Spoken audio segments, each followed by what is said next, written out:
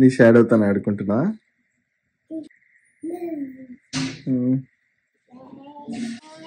Bye. దెబ్బ తాకిందా? Exciting ఉంది అంటే ఫ్రెండ్స్ తో నడుస్తుంది అని తెలుసు కానీ నాకు కొద్దిగా భయం అవుతుంది. అవుతుందా అంటే కొరుకుతుందా ఏనంటారా తోసేస్తుందా ఎన్ని రోజులు మన ఇంట్లో అంటే నడుస్తుంది. ఏది పొట్టి ఓ పొట్టి నువ్వు పోయి ఏడుస్తుందేమో అవి పోయి మోస్ట్లీ అంటే గుర్తొచ్చినప్పుడు అంటే మనం చూసినా కదా డిఫరెన్స్ మీ ఇంట్లో కానీ ఇప్పుడు మనం ఇక్కడ వదిలేసి మనం బయటకు వెళ్ళినప్పుడు మేబీ ఆ మినిట్ కంటదేమో కానీ వాళ్ళు డైవర్ట్ చేస్తే డైవర్ట్ అయిపోయింది. కశ్వి అమ్మ గుడ్ మార్నింగ్ చెప్పు. గుడ్ మార్నింగ్ చిన్న మోటి. కసి తల్లి ఎటుపోతుంది అనుకున్నట్టు కొంచెం ముందే లేచింది. తొందరగా అన్న ఇద్దరు పందులు ఎక్కువ అన్నారు, నేనే 3కి అన్నా. ఎందుకు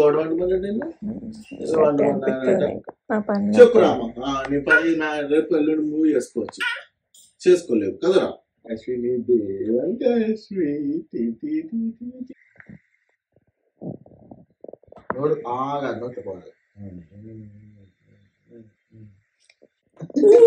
Brushing, someone is brushing. Oh, big girl, you're already big. బానే గుర్తుంది. అదో నా బిడ్డని ఇలా మంచి రోజు పంపుతున్నా. మేడం మేడం హాయ్ చెప్పావు అమ్మకట. Hi Keshvi, how are you feeling? School పోతావా బిడ్డ?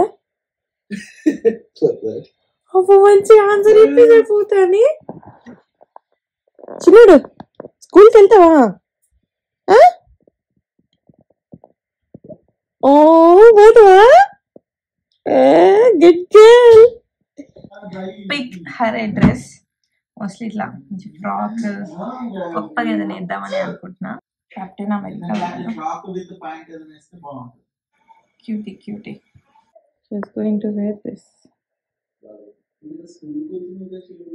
ఫస్ట్ డే దాంతో ఏ వస్తువులు పంపించాలి, అసలు డే కేర్కి ఏమేమి పంపించాల్సి వస్తుంది అంటే ఫుడ్ అయితే వాళ్ళే టేక్ కేర్ చేస్తారు, కానీ వాళ్ళ ఒక పర్టికులర్ టైమింగ్స్ ఉంటాయి. ఆ టైమింగ్స్లోపు పంపిస్తే పెడతారు అనమాట.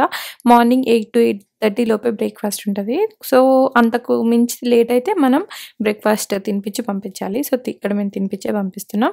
అండ్ దాంతోపాటు డైపర్స్, వైప్స్, మన ర్యాష్ క్రీమ్ ఆర్ వ్యాజ్లిన్ అలా తనకు డైపర్ మార్చినప్పుడు పెట్టడానికి ఎక్స్ట్రా పేర్ ఆఫ్ డ్రెస్సెస్, వాళ్ళు వాటర్ పోసుకున్నా లేకపోతే for any reason dress change చేయాల్సి వస్తే వాటర్ బాటిల్, తన ఫేవరెట్ స్నాక్ కానీ ఈవెన్ ఏదైనా టాయ్ ఉన్నా కూడా టాయ్ ఇవ్వచ్చంట. వాళ్ళు కంఫర్ట్గా వాళ్ళకి నచ్చిన టాయ్ ఏదైనా ఉంటే, వాటరు, ఇంకేదైనా స్పెసిఫికేషన్ ఏమన్నా ఉంటే అవన్నీ చెప్పి ఇవ్వాలన్నమాట. వాటన్నిటికీ మాత్రం ఇలా లేబుల్స్ పెట్టాలి. మేము ఒక పాల bottle, water bottle, dresses, diapers, wipes and Vaseline ఇవైతే ఇచ్చి పంపించాం. సో నేను కూడా కష్టితో పాటు అక్కడ ఉండబోతున్నా. ఇన్ కేస్ ఆమె ఏడిస్తే అట్లా వదిలేసి రావడం ఎందుకు అని చెప్పేసి. కార్తిక్ ఆఫీస్ ఉంటుంది కదా, మా మమ్మీకి వంట పని లేకపోతే మా మమ్మీ కూడా ఉంటుండే, కానీ మరి మాకు కర్రీ ఉంది కదా, మరి రైస్ ఒకటి పెట్టేసి నువ్వు కూడా అడుగు. రైస్ ఉంది కదా, మరి ఇంకేంది నైట్ కష్ట కోసం పెట్టేసి ఆయన పెట్టేస్తాడు. ఇద్దరు అని అన్నా జుట్టేసుకోపో. నువ్వు అసలు ఏం తిన్నావు మమ్మీగా?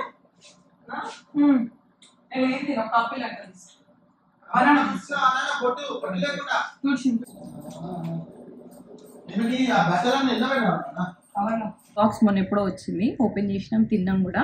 బట్ మీ అందరికి హెల్ప్ అయ్యిందని చెప్తున్నా, బికాస్ యాజ్ ఎ మామ్, ఎస్పెషల్గా నాకు ప్రెగ్నెన్సీలో షుగర్ వచ్చిన తర్వాత, ఇప్పుడు కష్యూ వచ్చిన తర్వాత, నాకు మన తిండి చాయిసెస్, మన పిల్లలకు పెట్టే తిండి చాయిసెస్లలో చిన్న చిన్న చేంజెస్ వల్ల మనకు ఎంత బెటర్ ఉంటుంది. నచ్చినవన్నీ తినొచ్చు, బట్ విత్ ఫ్యూ అడ్జస్ట్మెంట్స్ అన్న నాలెడ్జ్, ఆలోచన బాగా పెరిగింది అన్నట్టు.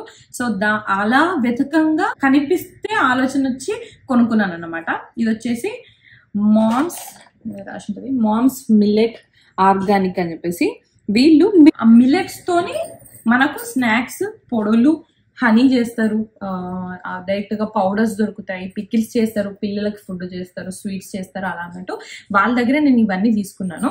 జంతికలు, బూందీ, చెకోడీలు, ఇవన్నీ రాగులు, కొర్రలు, సాములు, జొన్నలు, వీటితో చేసిన స్నాక్స్ అన్నమాట.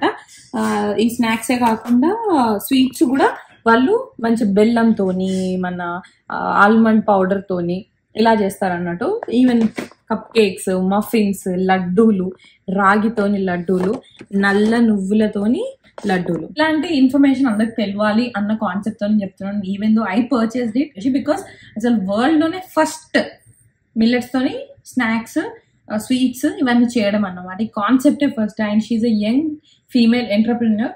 మనందరూ కూడా సపోర్ట్ చేయాలి. ఇంకొకటి టేస్ట్ వైజ్, ఈవెన్ దో వీటితో చేస్తున్నారు కదా, మన రెగ్యులర్ అదేంటి రైస్, మన బియ్య పిండితోనో మైదా పిండితోనో కాకుండా టేస్ట్ బాగుండదేమో అనుకుంటారేమో. టేస్ట్ అయితే అమేజింగ్ ఉందన్నమాట. మా మమ్మీ నల్ల నువ్వుల లడ్డు తిని సూపర్ ఉందని చెప్పింది. ఇది రాగిది, ఇది తిన్నా లడ్డు రాగి. ఇంకా గారెలు అయితే ఆల్రెడీ ఒడిచినాయి అన్నమాట. ఒకటో రెండో బాక్సులు కూడా ఒడిచినాయి. టేస్ట్ విషయంలో కాంప్రమైజ్ అవ్వకుండా, క్వాలిటీ విషయంలో కాంప్రమైజ్ అవ్వకుండా, ఎలాంటి ప్రిజర్వేటివ్స్ లేకుండా, మైదా లేకుండా, రైస్ లేకుండా, యాడెడ్ షుగర్ లేకుండా, పామ్ ఆయిల్ లేకుండా, ఇవేవి లేకుండా మంచిగా మిల్లెట్స్ తోని చిరుధాన్యాలతోనే వాళ్ళు చేస్తున్నారు అన్నమాట. బేబీ కశ్వికైనా నేను ఎలాంటి సెకండ్ థాట్ లేకుండా ఇవ్వచ్చు అన్నట్టు, దేంతో చేశారు అన్నట్టు కాకుండా ఇది హోమ్ మేడ్, దాంట్లో ఆర్గానిక్, దాంట్లో మిల్లెట్స్ తో చేసినాయి అన్నట్టు. ప్రైస్ కూడా వెరీ రీజనబుల్ గా పెట్టారు. అన్ని కేటగిరీలలో ఉన్నాయి అన్నట్టు. ఖచ్చితంగా చెక్ చేయండి. వాళ్ళ పేజ్ నేను డిస్క్రిప్షన్ లో ఇస్తాను. అండ్ ఫ్యూచర్ లో కూడా నేను మళ్ళీ పర్చేస్ చేయడం మీరు చూస్తారు. Because I love their concept. And నాకు ఎంజాయ్ చేయాలని ఉంటుంది. తిన్నా కూడా గిల్ట్ ఉండకుండా ఉండాలి అంటే వీళ్ళ దగ్గర పర్చేస్ చేసుకుంటే నేను ఎంజాయ్ చేయగలుగుతా అన్న రీజన్ తో నేను వాళ్ళ దగ్గర తీసుకున్నాను. సో మీకు కావాలి అంటే డీటెయిల్స్ అయితే కింద డిస్క్రిప్షన్ లో ఇస్తాను, చూడండి. నీ మనవరాలు ఇప్పుడు స్కూల్ పోతుంది, బడికి ఫస్ట్ టైం తయారైంది. బడికి పోతుంది. ఇంకో 10 నిమిషాల్లో పోతాం. స్కూల్ పోతావా చెప్పు. పొద్దున్న లేంగానే చెప్తుంది మమ్మీ, తెలుసా? మిమ్మల్ని చూసి నాన్నమ్మ ఏదని అడుగుతుంది. చిన్న బొమ్మలు అక్కడ వాళ్ళు ఇస్తారు. కశ్వి బొమ్మలు వాళ్ళు ఇస్తారు. వాళ్ళు ఇస్తారమ్మ బొమ్మలు.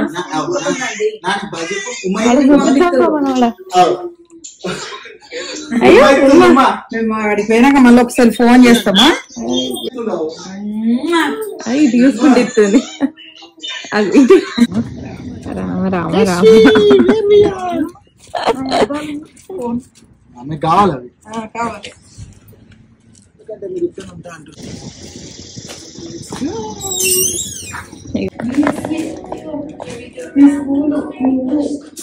అది మనకు కాదు. డోర్ బెల్ కొట్టు నాన్న పైన. కశ్వి యూజువల్గా మండే స్టార్ట్ చేయమంటారు. సో 5 days స్ట్రేట్గా వెళ్ళొచ్చు అని చెప్పేసి. బట్ మేము వెనస్డే స్టార్ట్ చేసినాం. ఆ రోజు మంచి రోజు ఉందని చెప్పేసి. డిఫరెంట్ డేస్ డిఫరెంట్ యాక్టివిటీస్ ఉంటాయి. ఈ రోజు వాటర్ ప్లే అంట. సో పిల్లల్ని పంపేటప్పుడే స్విమ్ డ్రెస్లో పంపించాలి. వాళ్ళు ఆడిన తర్వాత వాళ్ళు డ్రెస్లు అన్నీ మార్చుతారని చెప్పేసి. బట్ మేము వెళ్ళేసరికి 10 అయింది. యాక్చువల్గా తనకి ఓన్లీ హాఫ్ డేనే తీసుకున్నాం, 8 to 12:30. కానీ మేము డ్రాపే 10కి చేసినాం. తను లేచి మెల్లగా తను సెట్ అయ్యాక తిన్నాక అని చెప్పేసి. సో గట్టిగా 2 గంటలు ఉంది. తనున్న 2 గంటలు కూడా నేను కూడా అక్కడే ఉన్నాను అనమాట. తనని చూసుకుంటూ ఉన్నాను. కొన్ని డే కేర్స్కి లైవ్ కెమెరా యాక్సెస్ ఉంటుంది, మనం చూడొచ్చు ఎప్పటికప్పుడు.